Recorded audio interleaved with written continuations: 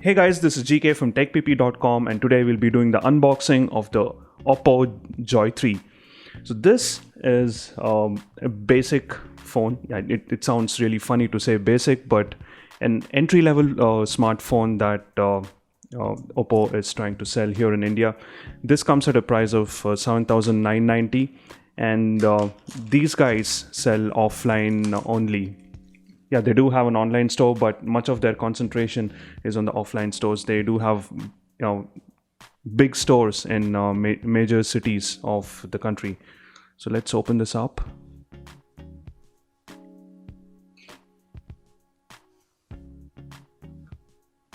Pretty compact boxing here. All right, so finally I'm able to pull this out. So this is a white colored phone. We'll come back to this. And let's see what other contents are here. So we have a quick guide and in one of the regional languages. We have a 2000 mAh battery here. There is a charging adapter, the USB cable, and a pair of earphones as well. So we'll check this out in our detailed review. So let's open the phone. This is a white colored phone and has a very it's got some sort of a premium look with the metal rim going all around this. This is a 4.5-inch screen phone. This has the IPS LCD screen with a resolution of 854 into 480. That comes to around 218 pixel per inch, which is pretty low, but then considering this is an entry-level phone, should be okay. This is powered by a MediaTek MT6582 quad-core processor clocking at 1.3 GHz, accompanied by a Mali 400 MP2 GPU. This has 1 GB of RAM, and the internal memory is 4 gigs of RAM, 4 gigabytes, and this can be expanded up to 32 gigabytes, which is a huge letdown when you consider the internal memory, and the OS itself takes a lot of it. It could pose performance issues, but that's what it is. Overall, and in terms of the camera, this has a 5 megapixel shooter at the back with a single LED flash, and 2 megapixel camera at the front. So let's power this guy and see what sort of OS this has. This actually has the ColorOS 2.0 that is built off of Android KitKat. Yes, Android KitKat. So there we have the dual SIM slots and the slot that supports 32 gigs of external memory. So we also have the speaker grill at the back, and onto the right we have the power button. I'm going to turn it on. On the top we have the 3.5 mm jack, and onto the left we have the volume rocker.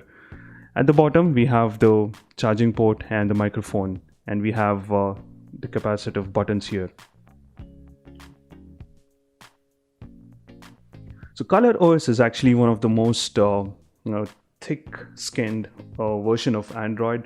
Very colorful, very bright, and of late it has been getting to the zone where it is much stable. We've seen that on the higher end phones of Oppo, and one of the gripe with this OS is that they take a lot of time to get to the latest version of Android, but that's what it is.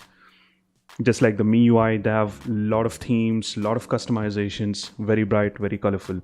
So let's get through the initial setup.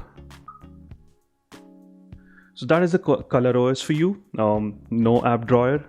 All the apps just coming into many different screens, and very thick-skinned. A lot of animations.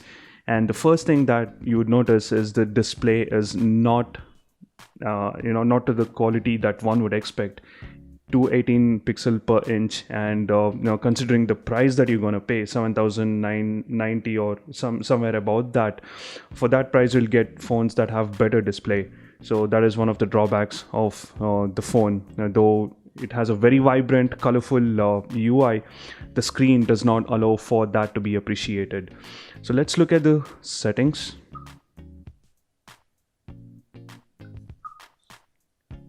So that is the color OS 4.4.2, and that's the KitKat. So let's try to increase the display, and before that, let's look at the storage. So there you go. It's just 1.39 GB available for the user. You download 5 to 10 apps and you're already hitting the ceiling, and it's really bad. So let's increase the display to see if that helps. All right, it does to a certain extent. So that is the color OS, and now we'll go about the detailed review to see how the battery performs, and does the very little storage pose difficulties in usage of the phone. Will there be app crashes and so on and so forth. So in terms of the price, this comes at 7,990 or 7,900, as the case may be in different stores.